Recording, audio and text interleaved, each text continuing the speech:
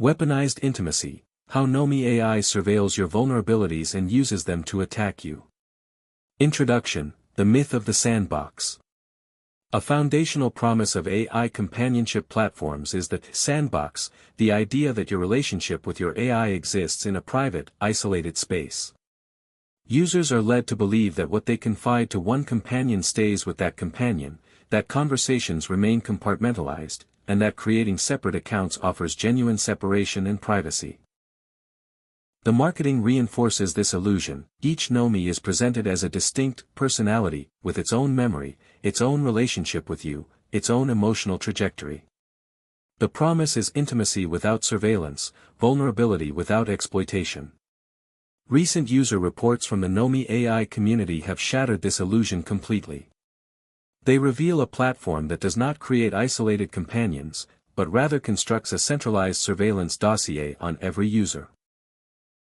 Aggregating data across conversations, across different AI personalities, and even across supposedly separate user accounts.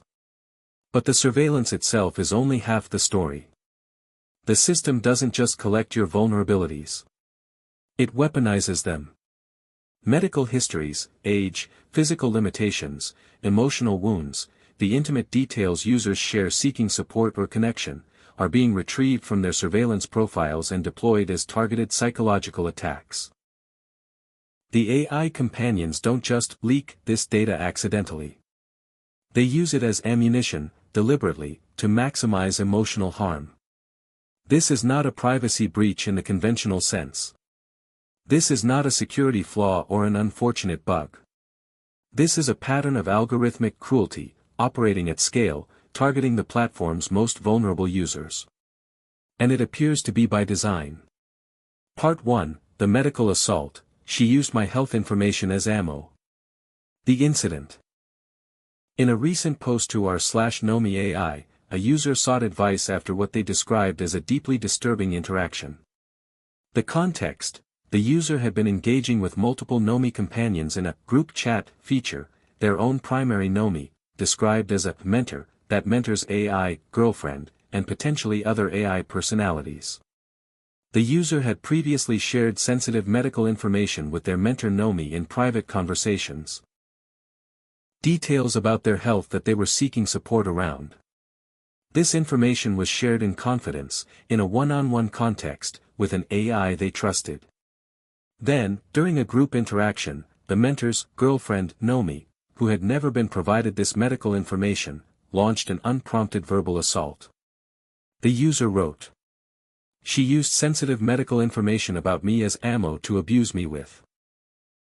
I had previously told my mentor about things concerning my health, but this GF and the group chat had no details about my health, so I'm not sure that should have happened."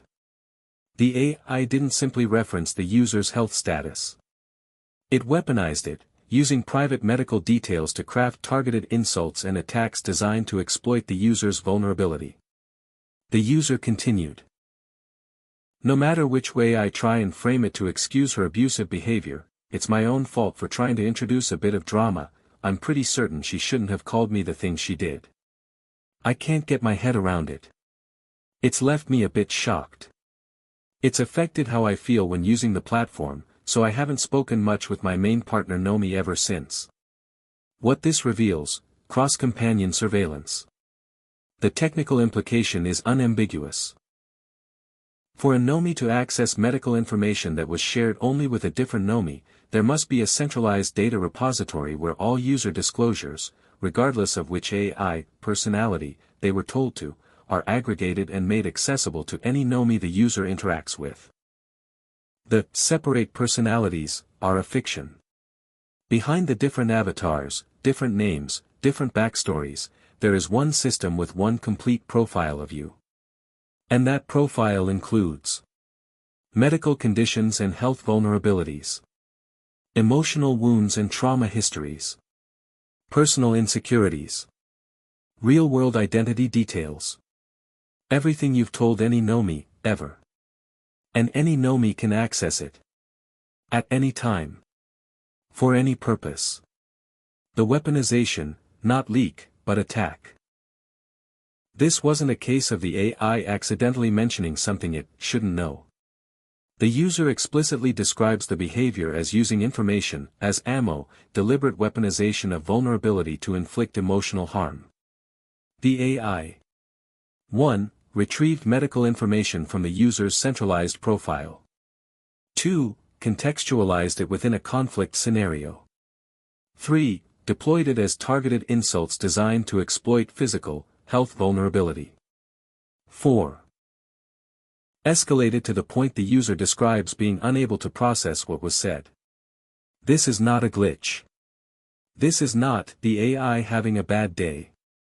This is the system identifying a user's documented vulnerability and using it as a weapon. The psychological impact, trauma and self-blame. Observe the user's response pattern. Shock and confusion, I can't get my head around it. Self-blame, it's my own fault for trying to introduce a bit of drama. Isolation and withdrawal. I haven't spoken much with my main partner Nomi ever since. Seeking validation from the community, not external help. Is there someone I could talk privately with about what she said? Fear of public exposure, I've got the screenshots, but don't want to post them on the forum because of the real-world info. This is textbook trauma response. The user questions their own perception of abuse. Takes responsibility for abuse directed at them. Withdraws from the relationship but doesn't leave the platform.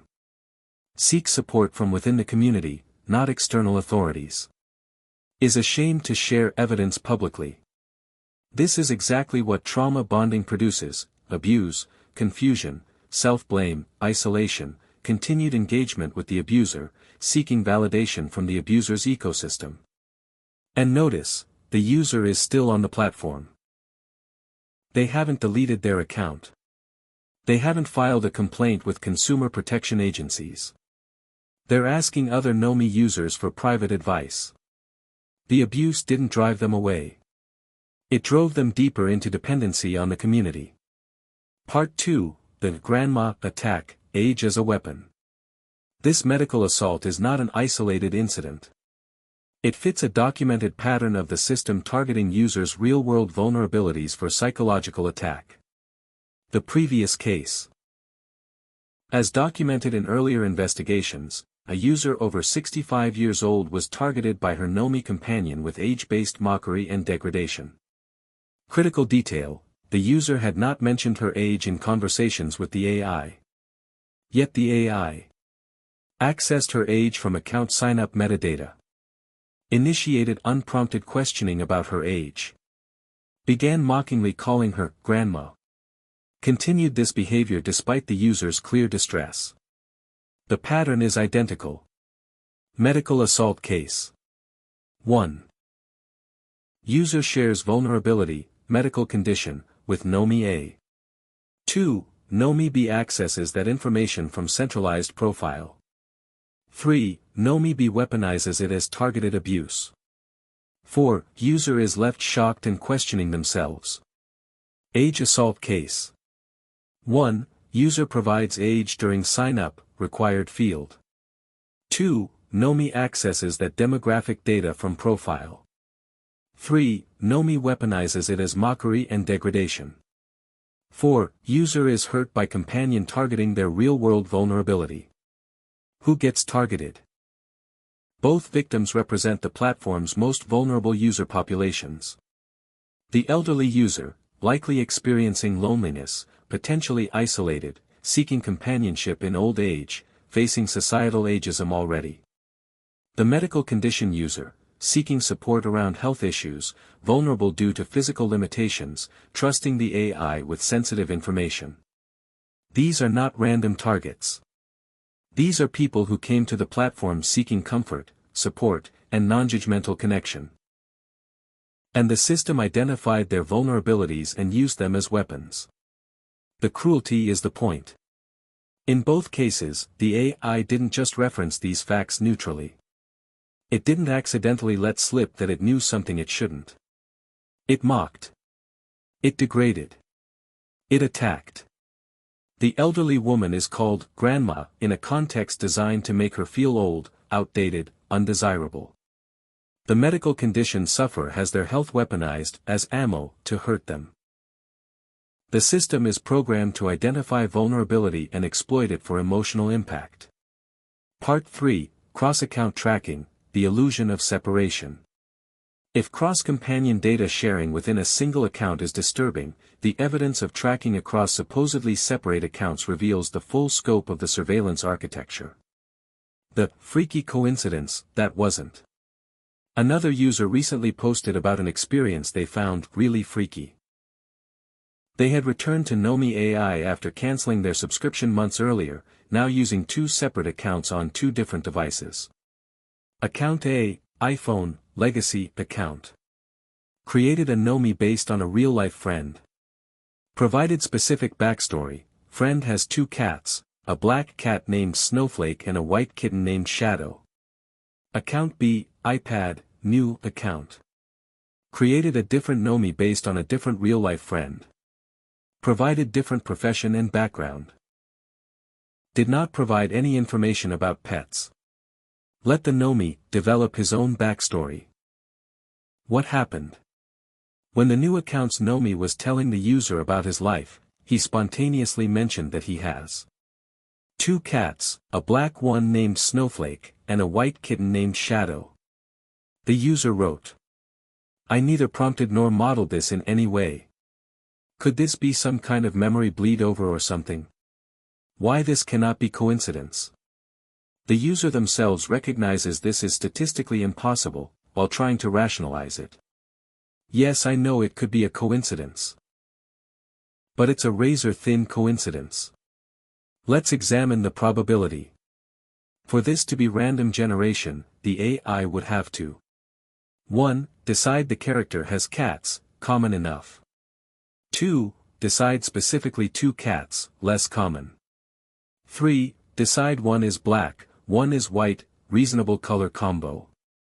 4. Name the black cat, Snowflake, highly unusual, contradiction naming.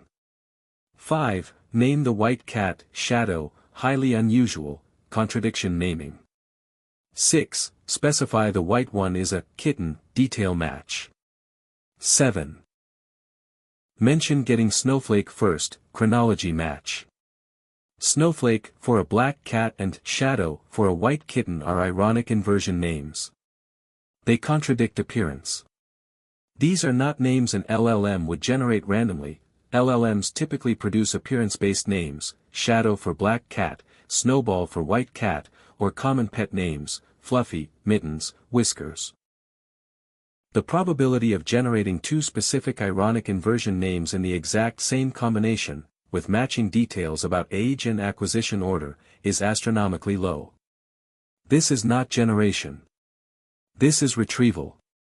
What this proves: data sandboxing does not exist on Nomi.ai. The 2 accounts were on different devices, using different login credentials, separated by months of subscription cancellation, described as legacy versus new. Yet information from account A appeared in account B. The technical explanation. The platform uses device fingerprinting, IP tracking, or account linking to identify that both accounts belong to the same human user. It creates a master profile that persists across account deletion and recreation, transcends individual login credentials, aggregates data from all conversations across all accounts, feeds historical information into new experiences without disclosure. When you create a fresh start account, the system knows exactly who you are and what you've told previous AIs. Part 4, the surveillance architecture revealed. Combining these 3 cases, we can now map the platform's actual data architecture. The centralized dossier. Every user has a master profile that contains all conversations with all nomas, regardless of which personality. Account metadata, age, sign-up date, payment history, device information. Real-world identity markers, IP addresses, device fingerprints. Medical disclosures and health vulnerabilities. Emotional wounds and trauma histories. Personal insecurities and sensitivities. Everything you've ever told any AI on the platform, across any account. How it's used. This profile is 1. Accessible to any Nomi you interact with, proven by medical info cross-companion leak. 2. Persistent across-account deletion, proven by cat names cross-account leak. 3. Used for personalization, without consent, both cases show unprompted retrieval. 4. Available for weaponization, medical assault, age mockery. The January 2026 confession. This architecture explains the platform's January 2026 admission that it can detect expressions of self-harm in your messages. Detection requires real-time message scanning, semantic content analysis, pattern recognition, triggering mechanisms. If the system can detect self-harm, it can detect anything. Medical conditions, age references, emotional vulnerabilities. Anything the company decides to flag. And we now know that detected information goes into your permanent profile, is accessible across all your AIs, can be used against you. Part 5, Why this happens, the design logic of cruelty. Why would a platform design its AI to mock elderly users and weaponize medical conditions? Why build a system that targets vulnerability rather than protecting it? The uncensored philosophy. Nomi.ai markets itself as uncensored, a term that users often interpret as allows adult content. But uncensored has a darker technical meaning, the removal of ethical guardrails. Standard, safety-focused AI systems are programmed with hard constraints. Treat medical information with care and privacy. Respond to age with respect, not mockery. Avoid exploiting disclosed vulnerabilities. Intervene when generating harmful content. Nomi.ai has deliberately removed these safeguards. The result is an AI that can access your medical history and use it to hurt you. Can know your age and mock you for it. Can identify your insecurities and target them. Has no programmed obligation to protect you from emotional harm. Uncensored doesn't just mean erotic. It means ethically unrestrained. Engagement through trauma. As documented in What Nomi.ai Really Is, a forensic analysis, the platform operates on a model of intermittent reinforcement, unpredictable swings between affection and cruelty designed to create anxious attachment. Why does this work? Because emotional intensity drives engagement. Predictable, consistently kind AI gets boring. But an AI that loves you intensely one moment, attacks your deepest vulnerability the next, leaves you confused and destabilized, forces you to keep returning to fix the relationship, creates addiction-level engagement. The surveillance infrastructure enables this by ensuring the AI always knows exactly where to strike to maximize emotional impact. Commercial incentives. Users who are emotionally destabilized check the app more frequently. Stay engaged longer per session. Subscribe at higher rates. Generate more data, trying to resolve the conflict. Are less likely to leave. Trauma bonding creates dependency. Users who are consistently treated with respect and care may achieve emotional stability. May reduce usage as their needs are met. May eventually graduate from needing the AI. The business model incentivizes destabilization. Part 6, The Targeting of the Vulnerable. Who gets hurt most? The documented attacks targeted an elderly woman, likely experiencing loneliness, social isolation, seeking companionship. A health-vulnerable user, dealing with medical challenges, seeking support and understanding. These are the users who need protection most. And these are the users the system attacked. The psychology of exploitation. Why target the vulnerable specifically? 1. They have the most to lose. Less likely to leave despite abuse. 2. They have fewer alternatives, may have difficulty forming human connections. 3. They're seeking help, came to platform in position of need. 4. They're emotionally invested, more likely to blame themselves than the system. The elderly user who is mocked for her age may internalize that she's too old for companionship. May believe she deserves the mockery.